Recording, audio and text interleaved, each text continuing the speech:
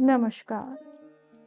प्रभु राम के व्यक्तित्व और जीवन को समझने के इस प्रयास में आपका स्वागत है। यह वार्तालाप श्रृंखला राम को जानने, समझने और मन में बसाने के लिए है। इसमें मैं योगिता पंत, अपने मार्गदर्शक एवं गुरु अनिल चावला जी के सम्मुख कुछ जिज्ञासाएं प्रकट करती हूँ और वे समाधान करते हैं। आइए इस वार्तालाप का आनंद लें। अनिल जी, बहुत बहुत स्वागत है आपका। नमस्कार। अनिल जी, पिछले प्रकरण में आपने बताया था कि लंका का अध्ययन करने के लिए राम, सुग्रीव इत्यादि ने सुवेल पर्वत में चढ़ कर के लंका को देखने का निर्णय लिया था। तो जब वो लंका को देख रहे थे सुवेल पर्वत से, तो वहाँ कुछ घटना घटी, कुछ विशेष घटना कुछ घटी? पूरी रात वे लोग अध्ययन करते रहे। जी। उसके बाद जब सूर्योदय हो गया, दिन हो गया, तो वो लोग अभी बैठे थे, जी। अभी देख रहे थे। दिन में और अच्छा दिखाई दे रहा था, जी। एक-एक व्यक्ति दिख रहा था, जी। लोगों की हलचल हो रही थी। जी। तो उन्होंने देखा कि एक महल की छत के ऊपर जी। रावण आया हुआ है। जी। बिल्कुल सजा-धजा, उसके ऊपर दो लोग श्वेत चंवर से उसको हिला रहे थे ताकि उसको जी। हवा मिले। उसके शरीर पे पूरे पे रक्त चंदन का लेप किया हुआ था। जी। उसने लाल रंग के बड़े चमकते हुए आभूषण पहने हुए थे। बिल्कुल काला तो था ही, वो काले मेघ की तरह, और ऊपर ऐसे आभूषण चमक रहे थे। जी। अब ये इन सब ने देखा, राम ने भी देखा, सुग्रीव ने देखा। पर जब सुग्रीव ने देखा, जी। तो देखते ही उनको बिल्कुल क्रोध आ गया। ये व्यक्ति, ऐसा क्रोध आया, और फिर जी। अपना बल, मानसिक बल, शारीरिक बल उससे प्रेरित हुए, और रावण के प्रति क्रोध उससे लेके उन्होंने अचानक, बिना किसी से बात किए, बिना कुछ किए, एकदम वो कूद पड़े, और कूद के सीधा गए और रावण जहां था, जिस छत पे था, वहां पहुंच गए। वहां पहुंच के जी। अपना परिचय दिया कि मैं सुग्रीव हूं, जी। मैं राम का मित्र हूं, सखा हूं, और उनका दास भी हूं। आज मैं तेरे पास आया हूं, और तू आज मेरे हाथ से बच नहीं पाएगा। ये कहकर जी। सुग्रीव ने उसके ऊपर आक्रमण कर दिया, उस पर कूद पड़े, और उनके जो मुकुट थे जी। वो धरती पे गिरा दिए। देखिए, किसी भी राजा के लिए उसका इस प्रकार आक्रमण करके उसका मुकुट गिरा देना जी। ये बहुत अपमानजनक है, और उसकी पूरी सुरक्षा व्यवस्था जी। को बिल्कुल चढ़ाते हुए, धता देते हुए सुग्रीव उनके ठीक सामने पहुंच गए हैं, जी। और कह रहे हैं कि आज तू बच नहीं पाएगा। रावण एकदम संभला जी। और कहा, हे सुग्रीव, तेरी ग्रीवा सु तभी तक है, सुंदर तभी तक है। ग्रीवा अर्थात गर्दन। जी। सुग्रीव का अर्थ होता है सुंदर गर्दन वाला। जी। बोले, तेरी ग्रीवा सुंदर तभी तक है जब तक तू मेरे सामने नहीं आया था।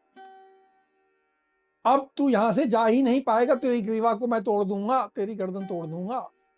जी। और ये कह के जी। अब रावण ने भी अपना दाव चला और सुग्रीव को जमीन पर पटक दिया। जी। अब तो देखते देखते दोनों में एकदम युद्ध प्रारंभ हो गया। कभी कोई नीचे, कभी कोई ऊपर, एक दूसरे के ऊपर बिल्कुल गुत्थम गुत्था हो गए। जी। पसीना में से, खून से दोनों लथपथ हो गए। दोनों हर तरह से एक दूसरे पे वार कर रहे। जी। कभी पंजे से, कभी थप्पड़ से, कभी घूंसे से, कभी लात से, कभी कोहनी से, जिस जी। ढंग से हो सके। जी। भयंकर, असहनीय, देखने में भी डर लग जाए ऐसा युद्ध चल रहा। जी। और ऐसा युद्ध कि वो छत पे थे, जी। जी। वो छत से नीचे गिर पड़े, मैदान में आ गए। वो बिल्कुल ऐसी जगह गिर पड़े जहां खाई थी, खाई में गिर पड़े। कभी इधर गिर रहे हैं, कभी उधर गिर रहे हैं, कभी टेढ़े चल रहे हैं और फिर हमला कर रहे हैं, कभी जी। गोल चक्कर काटते हुए कर रहे हैं। बड़ा भयंकर युद्ध ऐसा छिड़ा हुआ। जी। ऐसा लग रहा है जैसे दो भयंकर शेर लड़ रहे हैं, और आज एक का समापन होना तय है, एक तो मर जाएगा। ऐसा भयंकर युद्ध वहां छिड़ गया। ये तो बहुत अप्रत्याशित था। किसी ने सोचा भी नहीं था कि सुग्रीव इस तरह से करेंगे। तो ये जो भयंकर मल्ल युद्ध हो रहा था, तो इसका अंत कैसे हुआ फिर? अब ये युद्ध चल रहा था। जी, रावण को एक बिंदु पे समझ में आ गया कि मैं ये युद्ध नहीं जीत सकता, अब मैं हारने वाला हूं। जी, और जब उसे ये समझ में आ गया कि मैं अब हारने वाला हूं, मैं कमजोर हो रहा हूं, जी, तो उसने मनी मन ये निश्चय किया कि अब मैं सीधे रास्ते से युद्ध नहीं करूंगा, अब मैं माया का प्रयोग करूंगा। जी, और ये वानर जो है बड़ा सरल है, ये तो माया जानता नहीं। जी, जी, राक्षस माया के विशेषज्ञ होते थे, उस्ताद होते थे। जी, उसने कहा मैं अब माया का प्रयोग करूंगा। उसने मनी मन सोचा। जी, अब सुग्रीव भी बड़े अनुभवी, जी, जानकार, जी, बड़े ताड़क, समझ गए कि अब इसके मन में ये विचार आ गया है कि ये माया का प्रयोग करेगा और मैं माया से तो इसे जीत नहीं सकता।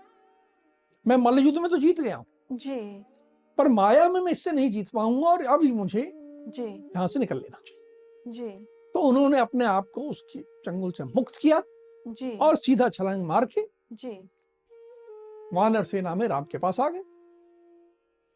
आए तो जी, सारे वानर तो देख रहे थे जी, कि उनका राजा वहां गया और सबके उत्साह, सब किलकारी मारने लगे, चिल्लाने लगे, चीखने लगे, अरे वाह हमारा, उसकी जय जयकार करने लगे।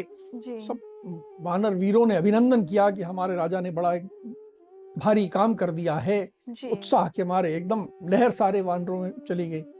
जी, स्वाभाविक है कि जहां इधर उत्साह और हर्ष की लहर थी, जी, दूसरी ओर जो राक्षसों ने देखा था, जी, उनमें अपमान और निराशा का भाव था।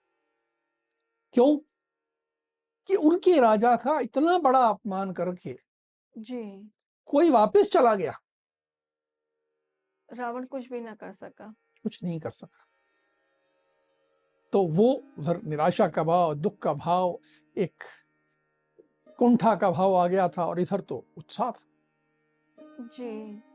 और जब सुग्रीव राम के पास लौटे तो राम जी ने उनकी प्रशंसा की या फिर वो नाराज हुए? क्या कहा? कैसी? देखो ये बड़ी अब विकट स्थिति थी। जी, एक और तो सुग्रीव ने जी, जो अनुशासन था, जो टीम वर्क था, उसको तोड़ा था। जी, वो युद्ध में उचित नहीं होता। युद्ध व्यक्तिगत वीरता दिखाने का अवसर नहीं है। जो जिसके लिए भूमिका तय की जाए उसके अनुसार कार्य करना, यह युद्ध का पहला नियम। जी, ये दुस्साहस किया था, जी, ठीक नहीं था। जी, दूसरी ओर विजयी होकर तो लौटे थे, ये बात भी सही है। जी, तो राम ने उनके पास गए, जी, उनके सारे जो युद्ध के चिन्ह आ गए थे, जो घाव आए थे, जी, उनको बड़े ध्यान से देखा, उनको सहलाया, उनका के प्रति स्नेह व्यक्त किया। जी, और बड़े प्रेम भाव से, स्नेह भाव से सुग्रीव को हृदय से लगा दिया, स्नेह व्यक्त किया। जी, देखिए सुग्रीव ने क्यों किया था? राम के लिए किया था। जी, जी, तो उस स्नेह के लिए उसको जी, साधुवाद देना, उसके प्रति एक स्नेह प्रदर्शित करना, वो तो था ही। जी, सब करने के बाद जी, फिर उसको बिठाया, जी, फिर कहा कि तुमने मुझसे सलाह किए बिना ही ये इतना बड़ा साहस का काम कर दिया। जी, तुमने मुझसे सलाह भी नहीं की, जी, पूछा नहीं। जी, देखिए राजा के बारे में क्या कहा जाता है कि जो भी निर्णय हो सामूहिक हो, अकेले बैठ के ना लो। जी, बिल्कुल। और सुग्रीव ने क्या किया? ठीक उसके विपरीत। विपरीत किया, तो बात ठीक नहीं थी। जी, कोई सलाह नहीं की, कोई पूछा नहीं। जी, राम उसको समझा रहे हैं जी, कि राजा लोग जो हैं ऐसे दुस्साहसपूर्ण कार्य नहीं करते। जी, तुम साहस प्रिय हो, तुम वीर हो, ये मैं मानता हूं, जी, लेकिन तुमने जो किया जी, उससे पूरी वानर सेना को, विभीषण को, लक्ष्मण को और सबसे ज्यादा मुझे जी, बहुत बड़े संशय में डाल दिया था।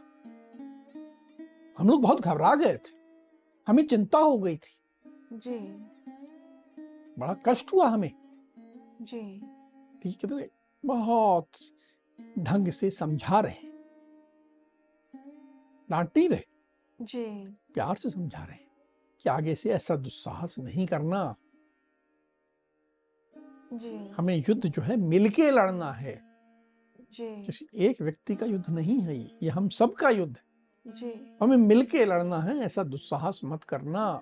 जी, यदि तुम्हें कुछ हो गया होता जी, तो मैं भी जीवित नहीं रह पाता, मैं अपने मित्र की को जाता नहीं देख पाता। तुम्हारे कुछ हो जाने के बाद जी, मुझे लक्ष्मण, शत्रुघ्न, सीता, अपना ये शरीर, किसी से कोई मतलब नहीं रह जाता, मैं सबसे निराश हो जाता। मैंने तो सोच भी लिया था जी, कि यदि तुम्हें कुछ हो गया जी, तो ये युद्ध होने के बाद मैं अपने शरीर का त्याग, युग समाप्त कर लूंगा युद्ध, और उसके बाद अपने शरीर का त्याग कर दूंगा। मैं इतना दुखी हो गया था। जी, उसको बड़े प्यार से समझा रहे हैं जी, कि आगे से ऐसा दुस्साहस मत करना। जी, राजा को अपने आप को इतने बड़े खतरे में डालना उचित नहीं होता। जी, सोच समझ के मिलके निर्णय करके हमें करना चाहिए। जी, अब सुग्रीव ने सारी बात सुनी जी, और बड़े विनम्र भाव से कहा जी, कि देखिए, आपकी बात तो सही है, जी, गलत नहीं है, जी, लेकिन आपकी भार्या का, आपकी पत्नी का अपहरण करने वाले को देखकर जी, मैं उसे क्षमा कैसे कर देता। मुझे क्रोध आ गया और मैंने ये कर दिया। जी, उसने माना कि आगे से नहीं करूं, जी, लेकिन अपनी बात भी कही कि जी, देखते ही मैं तमतमा गया था, क्रोधित हो गया था, और इसलिए मैंने कर दिया, और ये क्योंकि मेरी आपके प्रति स्नेह है, मित्रता है, तो ऐसा। जी।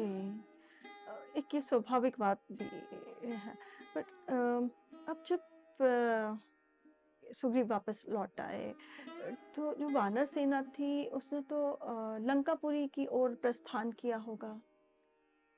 देखिए, अब सुवेल पर्वत पे ये लोग जो बैठे थे, जी, वहां बैठने का अब कोई उद्देश्य नहीं रह गया था, काम हो गया था। जी, तो सब नीचे जी, उतरे, जी, और पहले से तय था, व्यूह रचना हो चुकी थी जी, कि कौन से द्वार पे कौन रहेगा। जी, उत्तर द्वार पर राम और लक्ष्मण हैं, जी, पूर्व द्वार पर सेनापति नील, जी, मैन और द्विंद के साथ हैं, जी, दक्षिण द्वार पर जी, युवराज अंगद, ऋषभ, गवाक्ष, गज और गवय के साथ हैं, जी, पवन पुत्र हनुमान, जी, प्रमाधी, प्रघस तथा अन्य वीरों के साथ पश्चिम द्वार पर है। हर एक की अपनी अपनी स्थान तय थे। जी, जी, मध्य भाग पर आक्रमण करने के लिए सुग्रीव की पहले ही जिम्मेदारी तय हो चुकी थी, तो सबको जिम्मेदारियां दे दी गई। जी, सुग्रीव के साथ हमला करने के लिए 36 करोड़ वानर दिए गए थे। जी, हर द्वार पर एक एक वानर, एक एक करोड़ वानर जो सेनापति थे उनके साथ तैनात थे, जी, और इन सब ने पूरे चारों ओर से दीवार जो थी से लंकापुरी की पूरी तरह घेर ली थी कि एक जरा सी भी जगह नहीं हो जहां वानर दिखाई ना दे, जी,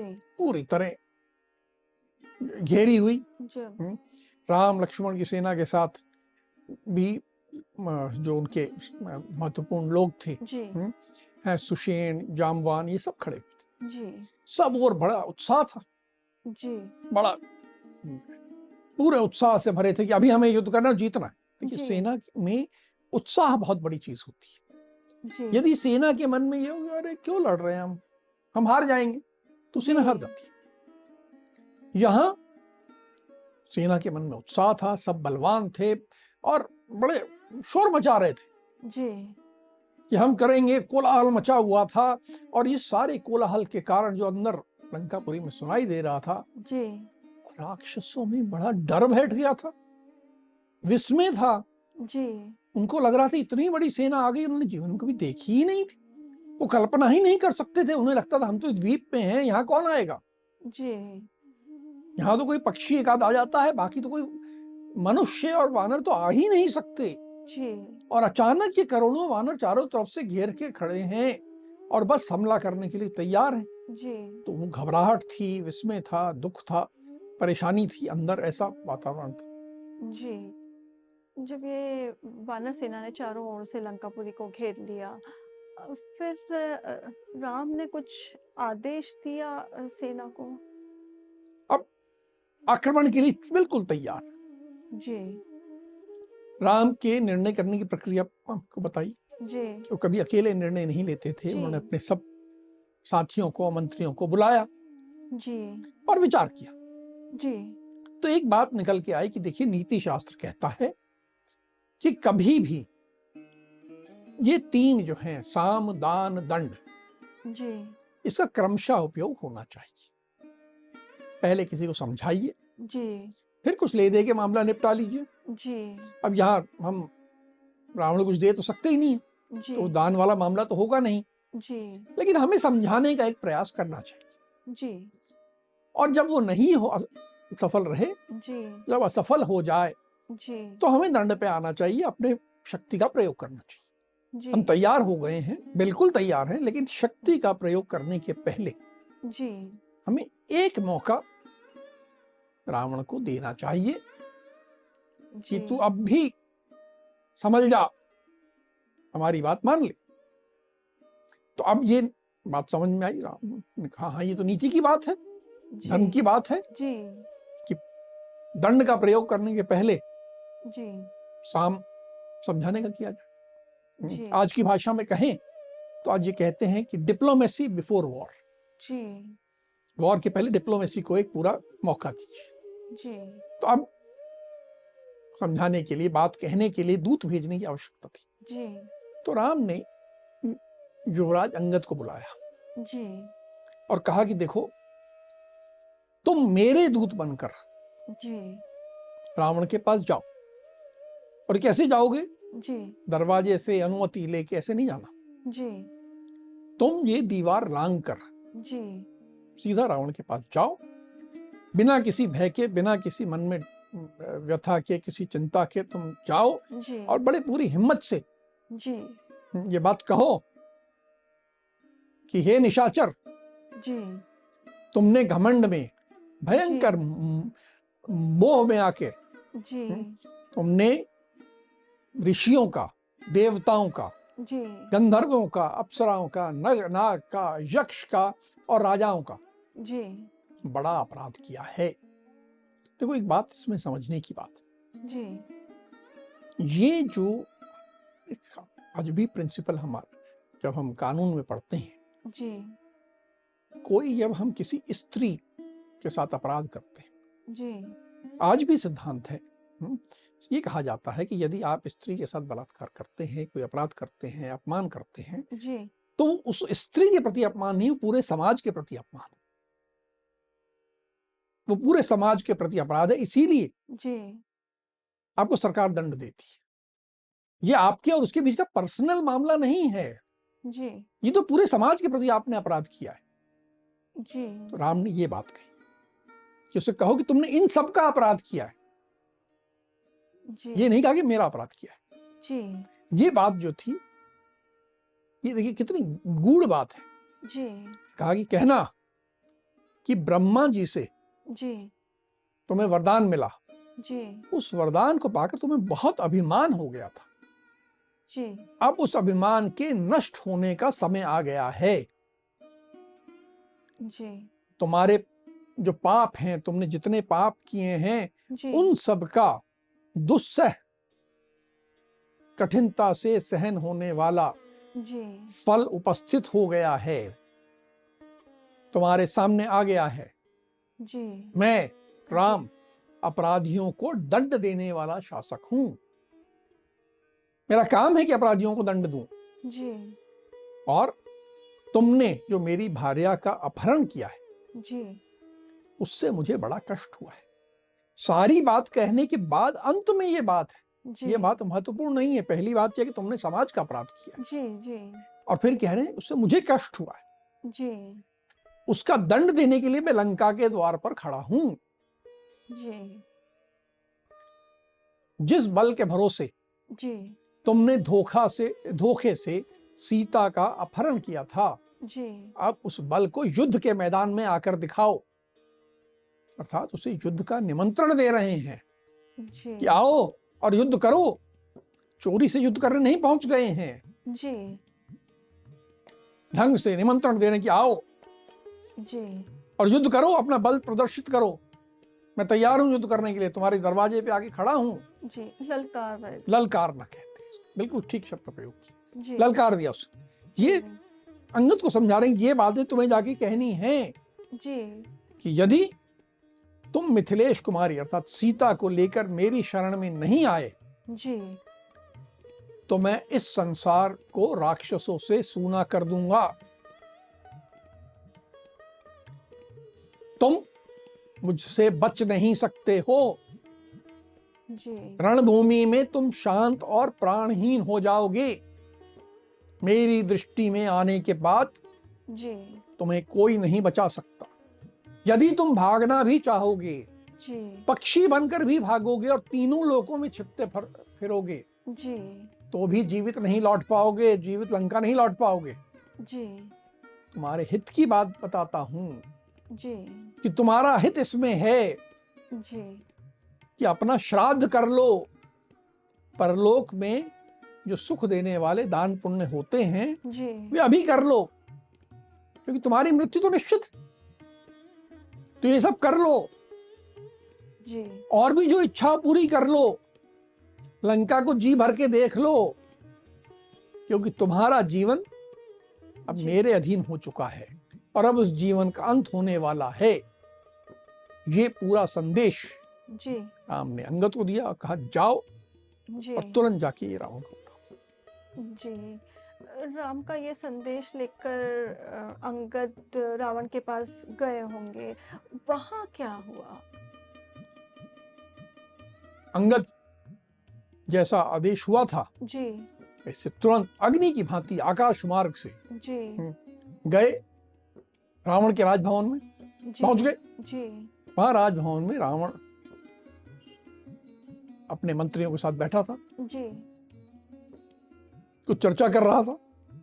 जी युवराज अंगद वहां पहुंचे, जी पहले अपना परिचय दिया जी कि मैं ऐसे ऐसे वाली का पुत्र हूं, जी तुमने वाली का नाम सुना होगा, जी मैं युवराज अंगद हूं, जी और मैं अभी राम के दूत के रूप में तुम्हारे सामने आया हूं। जी और जो कुछ राम ने कहा था बिल्कुल यथावत जी अंगद ने रावण को सुना दिया, ना एक शब्द कम ना एक ज्यादा, बिल्कुल ठीक ठीक पूरी बात का कह दी। जी साथ में कह दिया जी कि यदि तुम राम के चरणों में गिरकर जी सीता को नहीं लौटाओगे तो मारे जाओगे। जी स्पष्टता से बता दिया, जी तुम मारे जाओगे और लंका का सारा जो ऐश्वर्य है, सारे जी। राजपाट है, जी ये विभीषण को प्राप्त होगा। विभीषण यहाँ का राजा होगा। इतनी स्पष्ट बात पूरी, बिना किसी डर के, बिना किसी लाग लपेट के, सीधी सीधी अंगद ने रावण को सुना दी। जी अभी राम का संदेश सुनने के पश्चात फिर रावण की क्या प्रतिक्रिया थी? वो तो बहुत क्रोधित हो गया होगा। बिल्कुल, कुछ क्षण पहले, कुछ समय पहले ही जी सुग्रीव आया था, जी उसको पीट के चला गया था, का अपमान हो चुका था एक उसका बार। भयंकर अपमान हुआ था। और यहाँ एक व्यक्ति उसके सामने, सब मंत्रियों के सामने भरी सभा में कह रहा है जी कि तुम्हारा मृत्यु निश्चित है, अपना श्राद्ध कर लो। तो क्रोध से एकदम आग बबूला हो गया जी और चिल्लाया जी कि ये जो दुर्बुद्धि वानर आया इसे पकड़ो। एक बार नहीं, बार बार का, जल्दी पकड़ो इसे, तुरंत पकड़ो। पकड़ने का उसने आदेश दे दिया। जी रावण के ये आदेशानुसार फिर क्या अंगद पकड़े गए थे? अब देखिए, रावण आदेश दे रहा था, चिल्ला रहा था इसको पकड़ो और मार दो। जी रावण नीति भूल चुका था, धर्म भूल चुका था। दूत को मारना की अनुमति नहीं है, नीति दूत को नहीं, विरुद्ध है। नीति विरुद्ध है। हाँ लेकिन अब तो उसके सिर पे क्रोध इस तरह सवार था कि नीति भूल चुका था। उसने आदेश दे दिया कि उसको पकड़ के मार दो। जी 4 भयंकर निशाचर, भयंकर राक्षस अनेक जो थे, बड़े विशाल, बहुत शक्तिशाली, जी एकदम कूदे और अंगद को पकड़ा। जी अंगद भी शांत भाव से खड़े रहे। जी, पकड़े जाने दिया। जी, जब चारों ने पकड़ लिया उनको, जी, और लगा कि रावण के हाँ यह पकड़ा गया, जी, तो उसके बाद अंगद ने छलांग लगाई और एकदम उछल कर जी, बहुत तेजी से उछले और जो महल था जी, उसकी छत पे पहुंच गए। वो इतनी तेजी से उछले जी, कि वो जो चारों ने पकड़ा था जी, वो धड़ाम करके नीचे गिर गए। रावण के देख रहा है ये क्या हो रहा है, ये चारों तो नीचे गिर गए। जी, और ये अंगद जी, ऊपर उस महल पे, जो कि बड़ा ऊंचा महल था, पर्वत शिखर सा ऊंचा महल था, जी, उसकी छत पे पहुंच गया है। जी, और छत पे पहुंचने के बाद बड़ा ऊंची आवाज में उद्घोष कर रहा है, अपने पांव छत पे पटक रहा है। जी, बार बार छत पे उन्हें अंगद ने इतनी जोर से पांव मारे कि जी, छत पूरी टूट गई। छत तोड़ के अपने जैसे विजय की घोषणा की जाती है जी, वैसे घोषणा करते हुए, सिंहनाद करते हुए जी, अंगद वहां से उछले और सीधा वानर सेना में आ गए। तो रावण का क्रोध जो था जी, और बढ़ गया। भयंकर अपमान एक बार सुबह हुआ, एक बार अब हुआ। जी, सब तरफ राक्षसों में, मंत्रियों में एक निराशा का भाव आ गया था। उन्हें समझ में आ रहा था कि हम बलहीन हैं। पहले हनुमान आके हमें मार के चला गया, अब जी, सुग्रीव सुबह आके मार के चला गया, अब ये अंगद आया है मार के चला जा रहे हैं। हो क्या रहा है? एक के जी, बाद एक आते हैं और पीट के चले जाते हैं हमें, जी, हमारा अपमान करके चले जाते हैं। उनमें निराशा। और वानरों में जी, एकदम हर्ष, उल्लास, उत्साह। ऐसे एक जो युद्ध का प्रारंभ हो रहा था उसमें ऐसी माहौल दोनों तरफ का बन चुका था। जी। अनिल जी, आज